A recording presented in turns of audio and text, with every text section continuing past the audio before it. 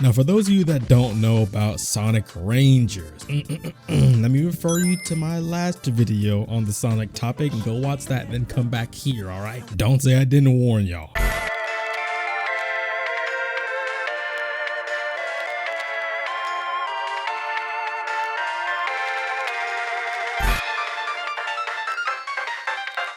I'm gonna keep this short, sweet, and to the point. Sonic Rangers having open world can be the make or break of the Sonic games. It is the last straw. And the two things it needs to do for that are the environment and the gameplay itself. Now for the open world, I would like small segments, kind of like how in Xenoblade Chronicles you had those challenge areas, and in Breath of the Wild you had the shrines, or even in something like Super Mario Galaxy, which isn't open world but has similar ideas within it, the Hungry Lumas. For those that don't know what the Hungry Lumas do, they pretty much create an entirely new galaxy with a special mission inside of them. But anyway, something like that. And I would like these to be like 2D or 2.5D sections, kind of like other Sonic games, but more than just time trials. I want them to be actual puzzles. And the leaked info that we got a while back that coincided with the info from the trailer even mentions an open world populated with small enemies, puzzles, and platforming challenges, including a cyberspace in a generation styles that grants chaos and growth. But I want it to be more in-depth and defining than that. A world that is vast and creative, and at the same time vivid and unsettling, considering the Sonic world and the potential for its lore, as well as ancient history that many of the games builds off of, including the different races and people like hedgehogs, echidnas protecting the Master Emerald for centuries, the Babylonian people from Sonic Riders, and how they grew to this high level of technology in the first place. Now, Breath of the Wild to me was, although it was expansive and had the shrines and other stuff in it, it didn't really have enough to me, given just how deep Zelda's ancient history was, its races, and differing advancement levels of the people that existed in it. Even given the calamity, I feel like they could have done more with the world they were given, with still the existence of people and races left behind to combat the calamity. So which is why when I hear people say Breath of the Wild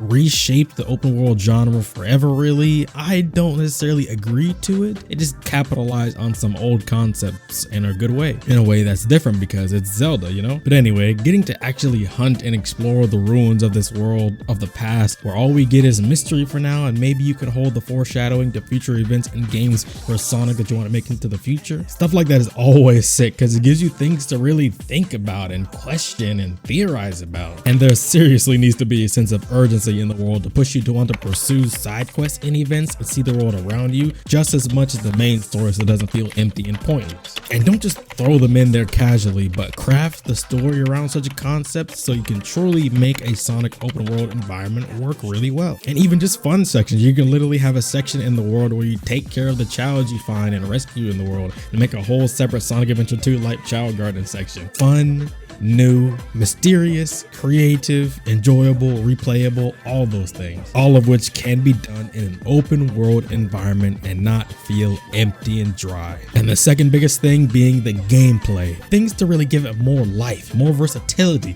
more creativity and depth given the open world nature. As far as abilities go, you need to return his old abilities like spin dash, axe kick, homing attack, but even more than that, it could really increase the level of Sonic's fighting capability. We've had Sonic fighting games before and he could do more than just spin, so it'd really be a waste if he only did those basic things again and again. Incorporate some sort of martial arts, or give him an ability where he has like a mini ground shaking attack by launching himself up in the air and landing with a punch and shattering the ground around him, or make him do some dancing based attack because he do be breakdancing a lot, making shockwaves with his spin dashes like he did in Sonic Battle 2, and so much more can be done to give you diversity, not just in combat, but this will allow you to open up the world more to being affected by the different properties of these abilities, requiring certain powers or abilities to unlock these areas. Even in the demo the leaker played, he said that there were skill trees with an ability like Spin Cycle, where you can essentially trace complete shapes, then at the end you attack all the enemies inside that shape, and something like that is nice. You could even do something like weapons and armor, which, hold on, let me finish, weapons that support Sonic's powers and abilities like spin dash, axe kick, homing attack, things like that, while also giving upgrades and different properties to his attacks that won't normally affect certain enemies in the game, like maybe a fire spin dash, electric spin dash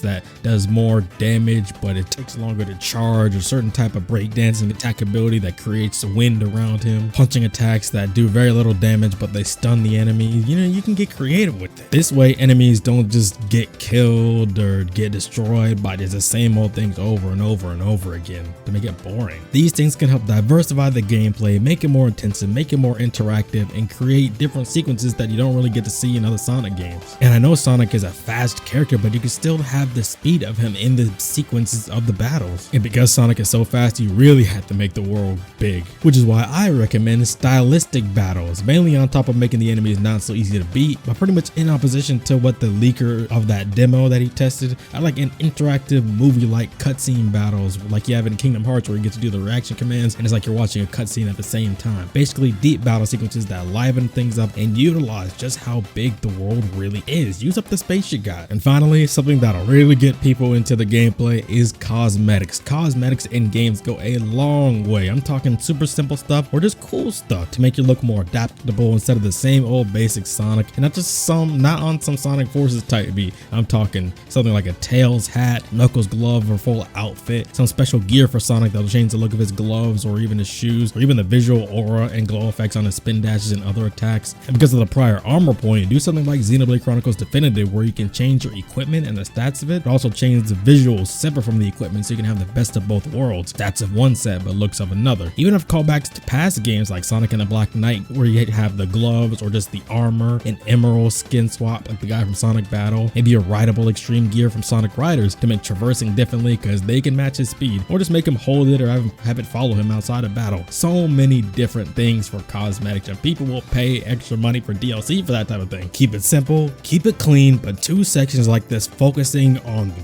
big open world environment, making it deep and rich and tasteful, and gameplay that's interactive, in-depth, diverse, and you can really make your own style will change Sonic Rangers completely. And it may not do justice to the Sonic series, or rather make people forgive Sonic for the recent games, but it can be a starting point. And now begin the discussion. If you guys made it this far into the video, type hashtag JetTheHawk to your comments so I know you got this far. I'm watching y'all.